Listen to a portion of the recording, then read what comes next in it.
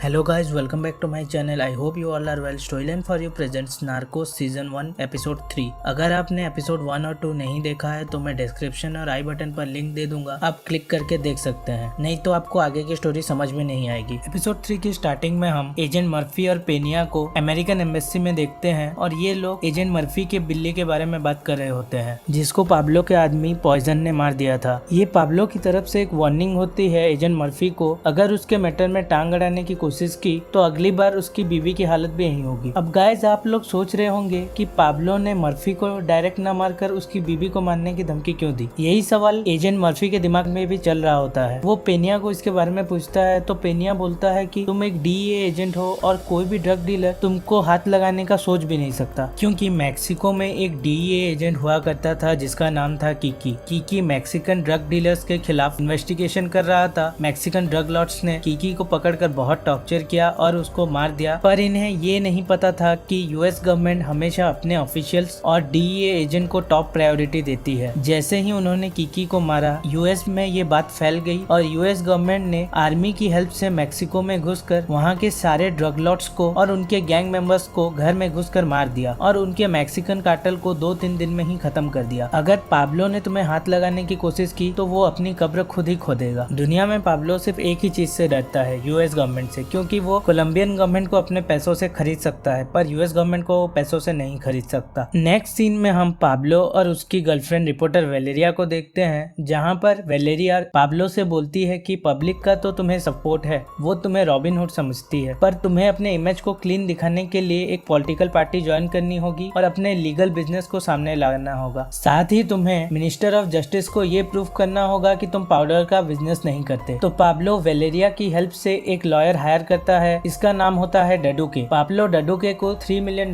देता है और उसको मिनिस्टर ऑफ जस्टिस के पास भेजता है। गाइस आप मिनिस्टर ऑफ जस्टिस को याद रखना, क्योंकि ये इंसान हमेशा के लिए पाब्लो की जिंदगी बदलने वाला था। डडुके मिनिस्टर ऑफ जस्टिस के सामने जाकर पाब्लो को पार्लियामेंट इलेक्शन के लिए टिकट देने के लिए बोलता है, पर मिनिस्टर ऑफ जस्टिस पाब्लो को ड्रग डीलर बोलता है। तो डडुके बोलता है कि ये एक यूएस गवर्नमेंट की चाल है जो पाब्लो जैसे अच्छे आदमी को प्रेसिडेंट बनना नहीं देना चाहती। अगर पाब्लो प्रेसिडेंट बनेगा तो कोलंबिया सुपीरियर बनेगा और अमेरिका ये नहीं चाहती है। अगर पाब्लो ड्रग डीलर है तो इसका कोई प्रूफ तो नहीं है, तो हम इस बात पर कैसे विश्वास कर सकते हैं। पर मिनिस्टर ऑफ जस्टिस इस बात से कन्विंस नहीं होता है, तो डडुके एक प्रपोजल देता है कि पाब्लो की जगह पर एक दूसरे आदमी को इलेक्शन में नॉमिनेट किया जाएगा और पाब्लो को एज ए अल्टरनेट पार्टी में रखा जाएगा, जिससे पार्टी को पब्लिक का सपोर्ट भी मिलेगा। इस बात से मिनिस्टर ऑफ जस्टिस मान जाता है। गाइस ये एक पाब्लो की चाल थी। पाब्लो इलेक्शन में एक ऐसे आदमी को खड़े करने वाला था जो कि एंड मोमेंट पर इलेक्शन से विड्रॉ कर देगा, जिससे पार्टी को मजबूरी में पाब्लो को ही इलेक्शन में खड़ा करना पड़ेगा और इससे पाब्लो जीत भी जाएगा और वो प्रेसिडेंट बनने के लिए एलिजिबल भी हो जाएगा। नेक्स्ट सीन में हम मर्फी की वाइफ कोनी को देखते हैं, जो एक चर्च जाती है जहां पर गरीबों को फ्री में मेडिकल ट्रीटमेंट दिया जाता है। इस चर्च का फादर और उसके साथ ये लड़की जिसका नाम एलिसा है, ये दोनों M19 कम्युनिस्ट ग्रुप के सर्वाइवल्स हैं, जिनके ग्रुप के लोगों को पाब्लो ने खत्म कर दिया था और ये लोग चर्च में आके छुपे थे और कोइंसिडेंटली कोनी भी इसी चर्च में एक नर्स थी। अब इन दोनों का फायदा जल्द ही एजेंट मर्फी और डीए को होने वाला था। नेक्स्ट सीन में हम लोग एजेंट मर्फी और पेनिया को देखते हैं, जो एक पुलिस ऑफिसर की मदद से एयरपोर्ट में उन 2 लोगों का इंटरोगेशन कर रहे थे जिन्होंने एजेंट मर्फी को रोकने की कोशिश की थी, और इनमें से एक ऑफिसर ने एजेंट मर्फी के पासपोर्ट का कॉपी पाब्लो के एक आदमी को भेज दिया था। इन दोनों की बहुत खातिरदारी के बाद ये अपना मुंह खोलते हैं और नाम बाहर आता है पाब्लो के सबसे खास आदमी जिसका नाम पॉइजन था। जैसे ही इन्हें पॉइजन के बारे में पता चलता है, ये पॉइजन का फोन टैप करते हैं और इन्हें पता चलता है कि पॉइजन अपने 2 खास आदमियों के साथ बगोटा जा रहा है। उस टाइम सैटेलाइट फोन हुआ करते थे और मर्फी और पेनिया को बहुत मशक्कत करनी पड़ी इस इंफॉर्मेशन को निकालने के लिए कि पाब्लो का आदमी पॉइजन किस रूट से जाने वाला है। इंफॉर्मेशन मिलते ही ये लोग एम्बेसडर की परमिशन लेकर कर्नल कारिडो के साथ बोगोटा जाने वाले एक रास्ते को ब्लॉक करते हैं और अपना जाल बिछाते हैं ताकि वो पॉइजन को पकड़ सके। ये लोग उस रोड पर एक चेक पोस्ट रखते हैं और अपने एक सोल्जर को एक जगह पर छिपा देते हैं ताकि वो पॉइजन की कार पर दूर से नजर रख सके, और जैसे ही पॉइजन आए वो सोल्जर इन लोगों को वेलनेस की मदद से इन्फॉर्म कर दे। दरअसल पॉइजन पाब्लो के कहने पर $3 मिलियन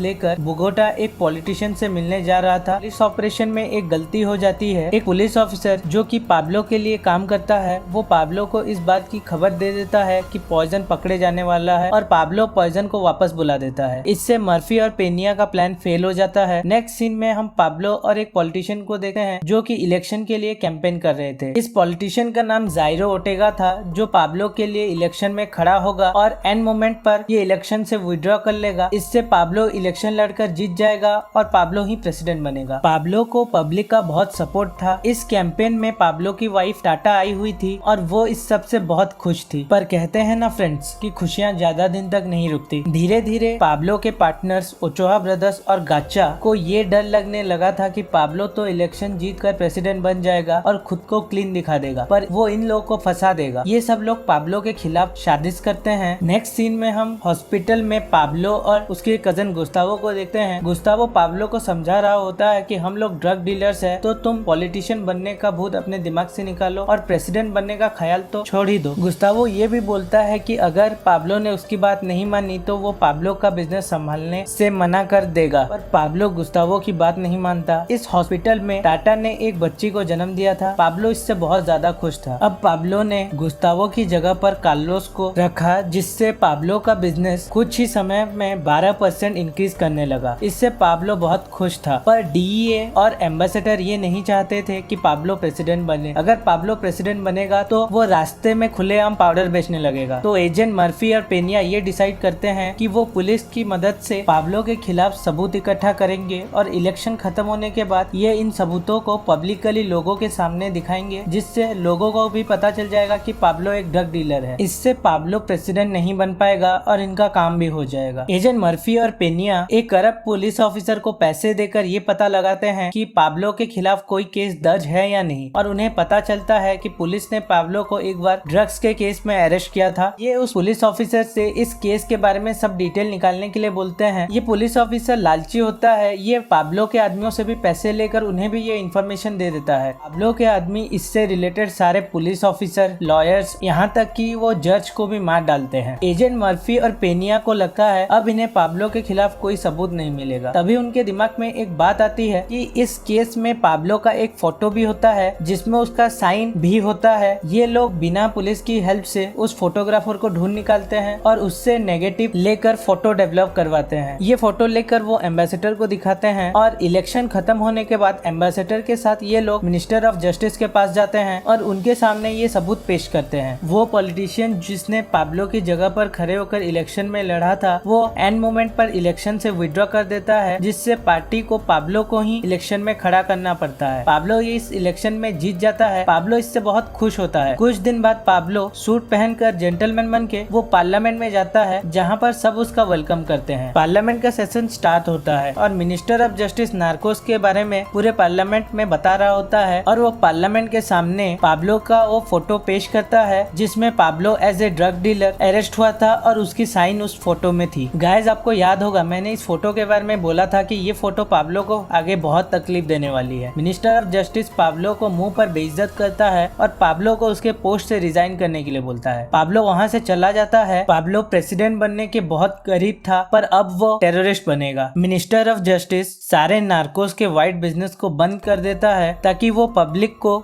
ये दिखा सके कि नार्कोस की असलियत क्या है। अब पाब्लो को पता चल चुका था कि उसके नाम पर एक क्रिमिनल केस है और वो कभी भी प्रेसिडेंट नहीं बन पाएगा। पाब्लो का कजन गुस्तावो और उसकी वाइफ टाटा उसको इस बुरे वक्त पर सपोर्ट करते हैं। पाब्लो अपने आदमियों की मदद से मिनिस्टर ऑफ जस्टिस को मरवा देता है। इसके साथ एपिसोड 3 यहीं पे खत्म होता है और एपिसोड 4 की वीडियो आपको जल्द ही मिल जाएगी। अगर आपको मेरा एक्सप्लेनेशन अच्छा लगे तो इस वीडियो को लाइक करें and comment and subscribe the channel.